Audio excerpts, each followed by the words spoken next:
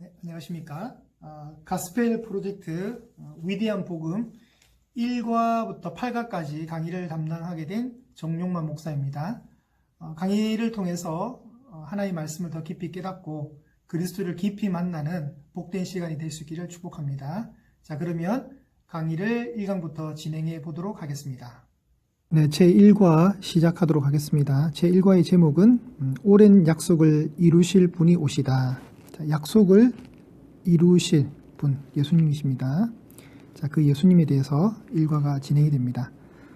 자, 서머리와 이제 목표를 얘기한 건데, 이 교재 내용에, 이 내용이 제가 볼 때는 가장 진짜 잘 축약을 했습니다. 지금 우리가 알고자 하는 것은 예수님의 정체성입니다. 예수님이 어떤 분이신가?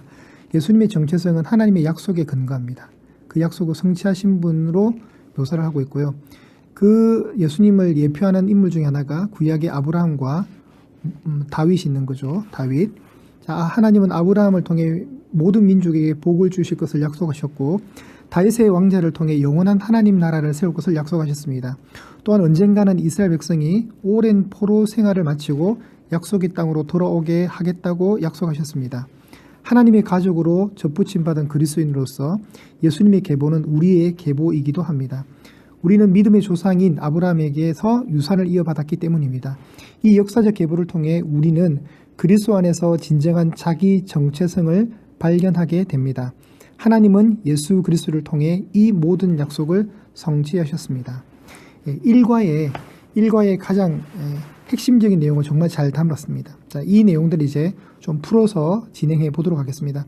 교재는 제가 이렇게 조금 보니까 정리는 잘 되어 있는데 또 그렇다고 해서 막 이렇게 한눈에 잘 들어오지는 않습니다. 저도 한번 노력해 보겠습니다만 다 다루지는 못하고요. 텍스트를 다 읽어 나가는 건 별로 의미가 없는 것 같고, 필요한 부분만 제가 캡처해서 올리고, 이 강의 내용은 전체 한 20분에서 25분 정도의 어떤 한정된 시간 안에서 해야 되니까 제가 다 읽지는 않도록 하고 핵심 부분만 제가 가져오도록 하겠습니다. 자, 우리가 성경 66권을 말씀할 때 핵심은 이겁니다. 오신다, 오셨다, 다시 오신다. 이게 무슨 말일까요?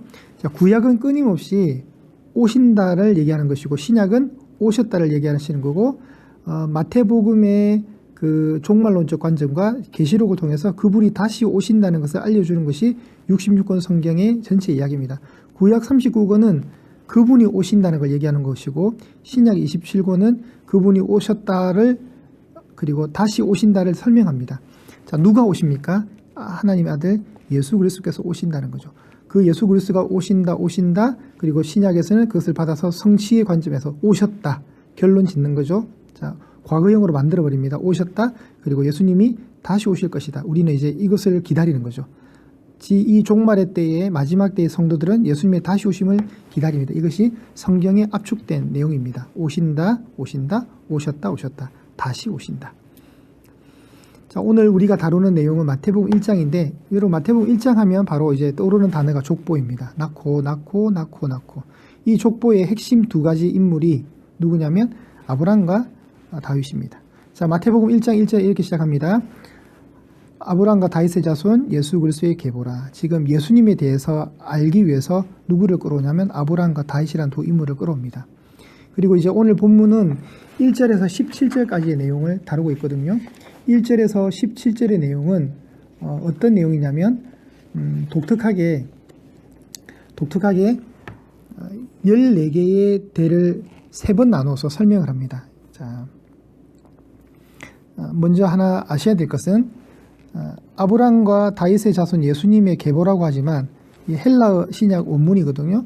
마태복음 1장 1절의 헬라어 원문은 누가 먼저 나오냐면 예수님이 먼저 나옵니다. 그리고 다윗이 나중에 나오고 아브람이 더 나중에 나옵니다.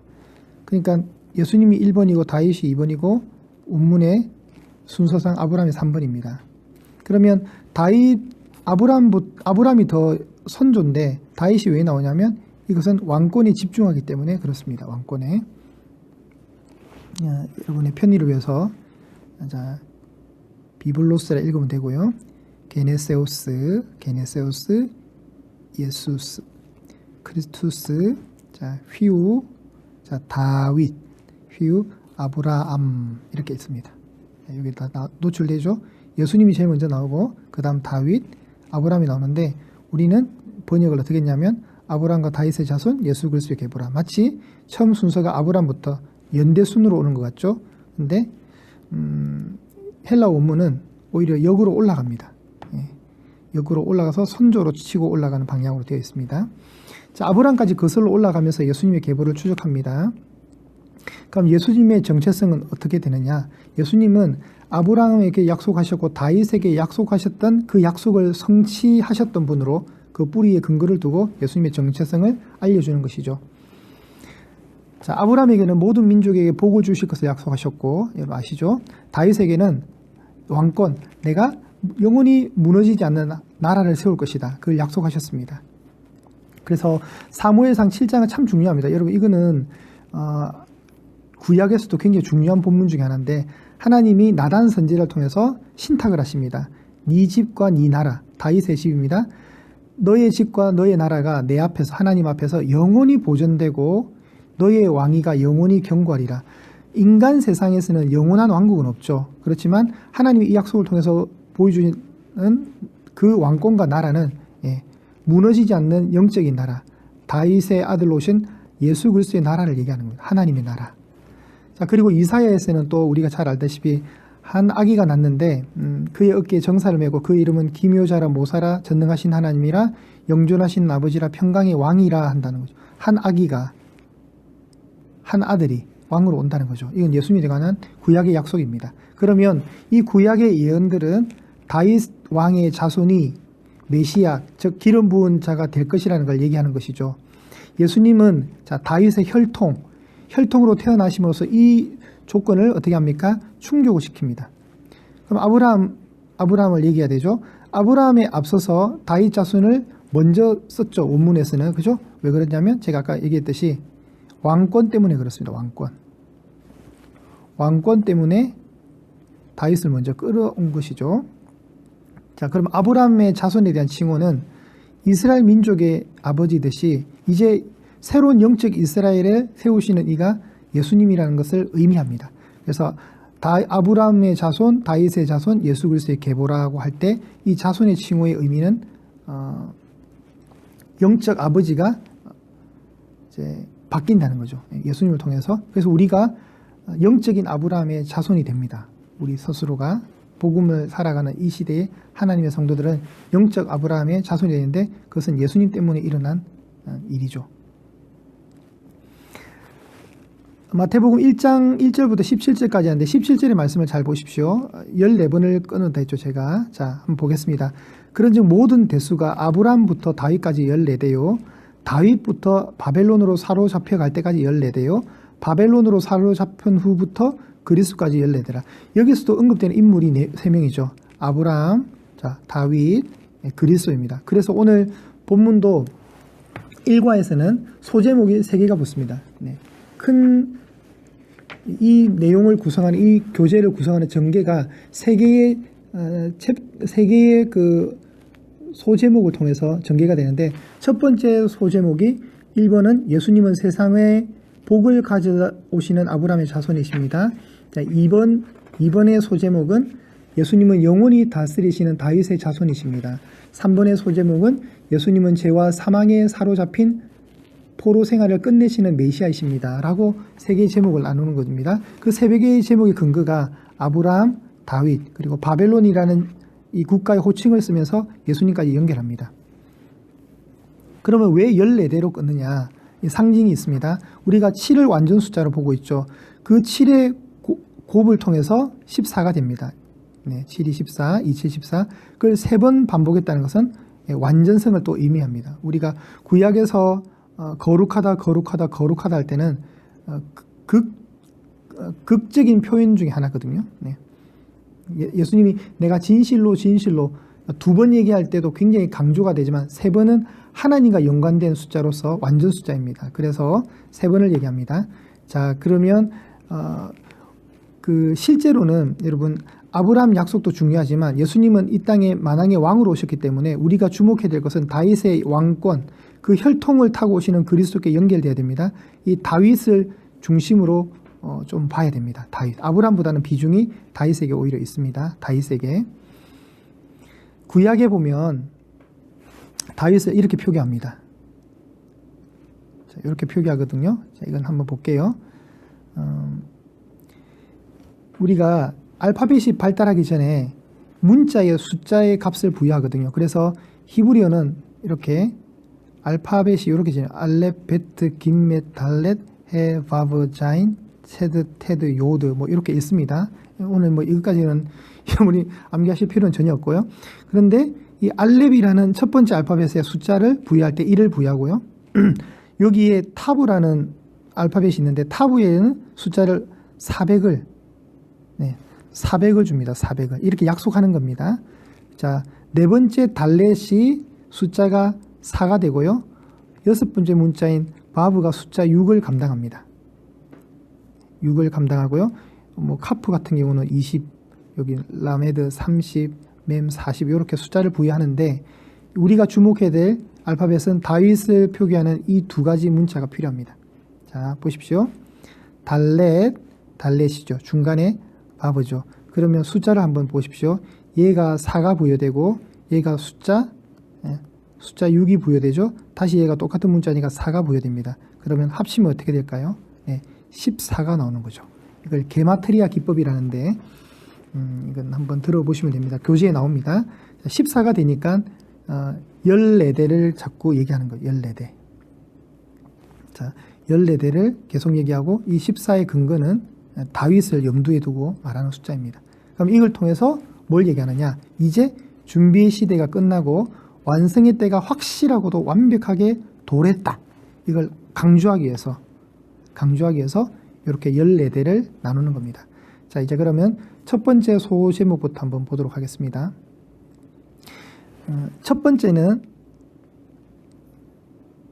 자, 다윗 가문의 여명기입니다. 열어가는 여명기고 이제 왕들이 막 나오거든요. 두 번째 챕터에서는 이건 번성기입니다. 그런데 세 번째 챕터부터는 바벨론 포로가 시작되면서 쭉 다운이 됩니다. 다운이 되면서 나사렛의 목수의 아들로 예수님이 등장을 하시는데 이 부분은 쇠퇴기로 봅니다. 그러니까 14대를 지금 세 번으로 분할할 때 첫 번째는 이제 차츰 올라가는 여명기고요.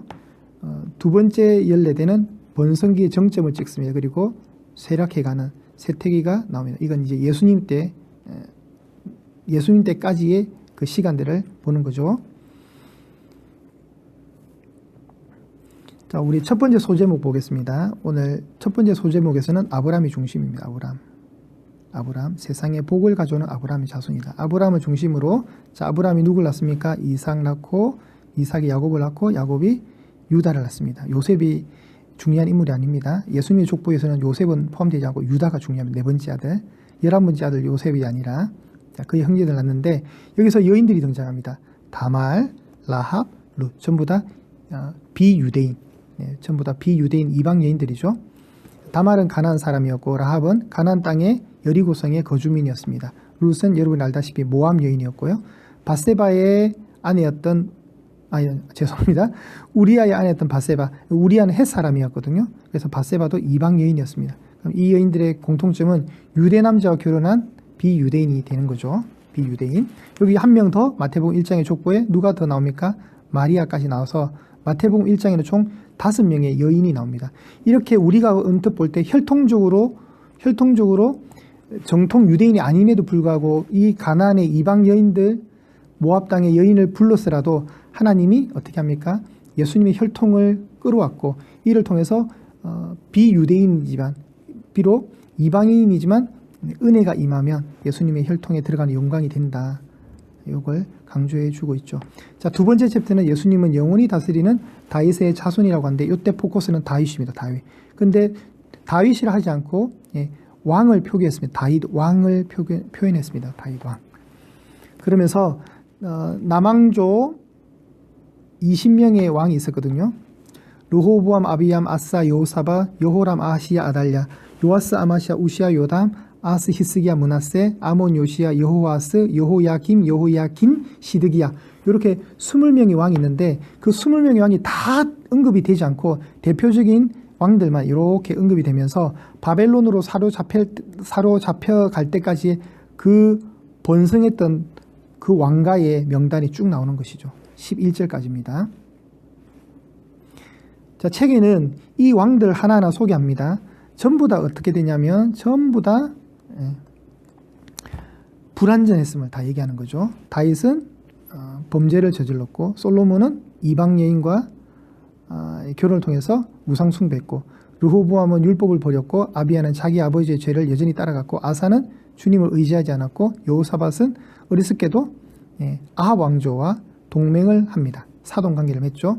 요람은 그의 왕위를 지키기 위해 형제들을 죽였고, 우시야는 교만해서 나중에 문둥병이 되죠.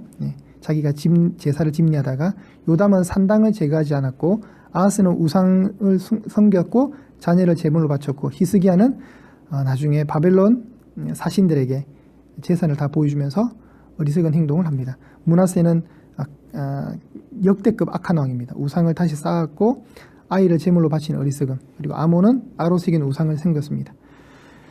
요시야는 전쟁에 나가지 말아서 했는데 무기토 전쟁 갔다가 갈그미스인가요? 거기서 죽게 되죠. 신탁을 받지만 나갑니다. 여고냐는 하나님 목전에서 악을 행하다가, 여고냐가 누구냐면 고니야라고도 하는데, 예레미야에서는 고니야라고 하는데 이건 그 여호야긴입니다. 여호야긴인데 이게 19번째 왕이거든요. 20번째 왕이었던 시드기야는 죽게 되고, 그게 앞서 여호야긴은 바벨론으로 끌려가는데, 바벨론 가서 감옥에서 10년이 아니라 37년간 감옥에 갇혀있습니다. 그러다가 에윌 무르닥 왕이라는 사람이 뜬금없이 이 사람을 감옥에서 끄집어내어서 왕권을 회복시켜줍니다. 왕권을 회복시켜주면서 여호야긴이 어떻게 됩니까? 다시 경건한 삶을 살면서 자손을 낳게 되는데, 하나님의 이 혈통 보호를 보십시오. 가장 힘없는 유다의 왕을 끌고 가서 감옥에다가 그냥 넣어놓는데, 이 감옥이 가장 어떤 면에서는 가장 안전한 장소였던 거죠. 그리고 때가 되니까 뜬금없이 한 왕을 통해서 끄집어내고 왕권을 회복시켜주고, 이 사람이 나중에 스룹바벨의 할아버지가 됩니다. 스룹바벨의 할아버지. 스룹바벨이 누굽니까? 바벨론으로 끌려갔을 때 포로 귀환할 때 첫 번째로 포로 46,000명 정도를 인솔해서 예루살렘을 돌아왔던 리더였죠. 그러니까 하나님의 그 오묘하신 섭리들이 그렇게 있습니다. 지금 이상에 언급된 왕들 다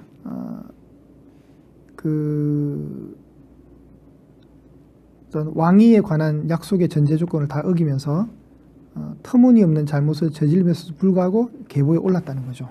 그런데 이 불완전한 왕이 아니라 진짜 완전한 왕으로 예수님이 오셔서 다윗의 영원한 보좌를 완벽한 왕으로 등극하게 된다는 걸 예언하는 거죠. 족보를 보시면 다 불완전합니다. 그렇지만 하나님이 쓰신다는 거죠. 누가복음 1장에는 다시 다윗 왕위를 언급을 합니다. 보라, 내가 잉태의 아들을 낳을 것인데 이름을 예수라라. 그가 큰 자가 되고 지극히 높으신 아들의 아들이라 일컬어질 것이다. 여러분, 지극히 높으신 분이 누굽니까? 성부 하나님이시죠. 하나님의 아들이라 불린다는 거죠. 그리고 주 하나님께서 그 지극히 높으신 이가 그 조상 다윗의 왕위를 그에게 주리니, 그건 누굽니까? 예수죠. 예수. 자, 이것을 지금 두 번째 소제목에서 설명을 하고 있고, 세 번째는 이제 바벨론입니다. 바벨론. 자, 아까 바벨론의 여호야긴이 끌려갔다 그랬죠? 그 사람이 누굴 낳습니까? 스룹바벨을 낳는 거예요. 스룹바벨. 자, 스룹바벨을 통해서 쭉 오다가 이제 어디까지 오냐면 요셉까지 오고, 예수님의 혈통적 육신의 아버지 요셉, 이제 마리아를 통해서 예수가 난다는 걸 얘기합니다. 그리고 17절에서 이 모든 것을 정리합니다. 오늘 우리 그 교재의 아주 핵심이죠. 14대씩 얹습니다. 자, 세 번째 그룹은 바벨론 포로라는 특별한 사건을 소개합니다. 여러분 알다시피 남유다는 바벨론 왕 느부갓네살에 의해서 멸망을 합니다. 그런데 이제 영원할 것 같은 그 바벨론 왕국이 메데 바사라는 연합국, 페르시아라 불리죠. 페르시아의 고레스에 의해서 멸망당합니다. 근데 이 고레스가 뜬금없이 뭘 하냐면, 유대의 너희들은 너희 하나님 성전을 지으러 돌아가라. 뜬금없이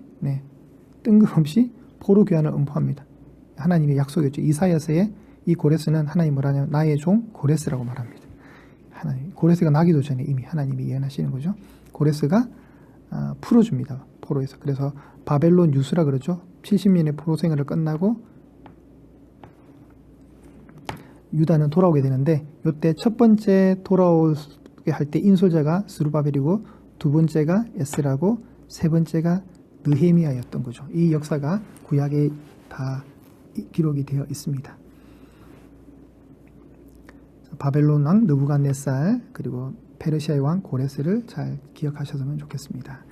자, 이제 하나님은 스바냐 3장 19절과 20절을 통해서 다시 내가 잡힘으로부터 너희들을 끌어모은다. 다시 원래 땅에 너희를 불러올 것이라는 본향으로 인도의 약속을 해주십니다. 너희를 이끌고 그때 너희를 모을지라. 너희의 사로잡힘을 돌이킬 때에 뭐 이런 말을 통해서 수욕받던 이스라엘 백성이 이제 온 세상 앞에서 칭찬과 명성을 얻게 되는 회복의 약속을 해 주십니다. 이게 스바냐 3장 19절 20절 말씀입니다. 자, 예수님은 고집스러운 불신과 죄로 인해 추방된 우리를 구원의 본향으로 인도해 주실 분입니다. 아브라함과 다윗에게 주셨던 약속들을 그의 자손이신 예수님이 완전하고도 완벽하게 성취하실 것입니다. 하나님이 태초부터 뜻하신 대로 말씀입니다. 나는 너희 중에 행하 너희 하나님이 되고 너희는 내 백성이 되리라. 이것이 하나님 나라의 원리입니다. 하나님 나라는 하나님이 하나님 되시고 우리는 그의 백성, 그의 양이 되는 것이죠. 이 약속들을 이어가십니다. 자, 아까 그 1장 1절과 17절을 보는데, 자, 아까 1장 1절에 보시면 여러분 우리가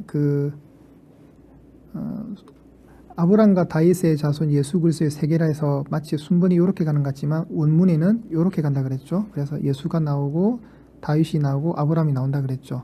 근데 1장 17절에는 어떻게 됩니까?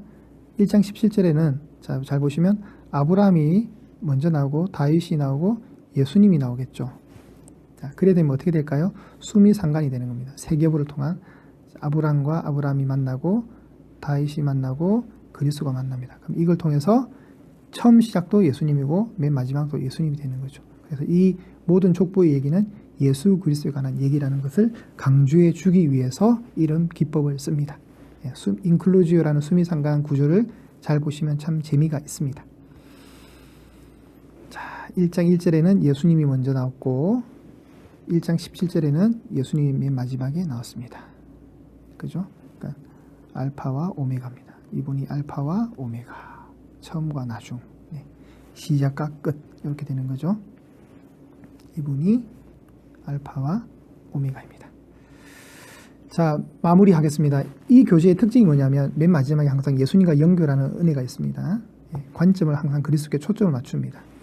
우리는 마태복음의 시작 부분에 있는 예수님의 계보를 통해 하나님의 구원의 계획이 어떻게 아브람과 다윗을 거쳐 예수님의 탄생에까지 이르게 되었는지를 살펴보았습니다. 예수님은 아브람과 다윗에게 주셨던 하나님의 약속을 성취하시는 분이십니다. 예수님의 삶과 죽음과 부활을 통해 우리는 아브람의 믿음을 잇는 가족의 일원이 되었습니다. 이 족보에 우리가 영적 가족으로 들어갔다는 거죠. 그것을 설명해 주고 있습니다. 하나님은 약속하셨고 하나님은 예수님을 보내셔서 그분의 약속을 신실하게 성취하셨다는 것이죠. 자, 이 과의 제목이 다시 이렇습니다. 오랜 약속을 이루실 분이 오시다. 오랜 약속을 이루실 분이 오시다. 예수님이 오셨다는 것을 족보를 통해서 그 당위성을, 그 계보의 정당성을 이 교재가 말해주고 있습니다. 자, 오늘 1과는 이렇게 끝이 나겠습니다. 여러분 끝까지 경주하십시오. 제가 화이팅을 응원해 드립니다. 화이팅으로. 자, 다음 2과 때 뵙도록 하겠습니다. 감사합니다.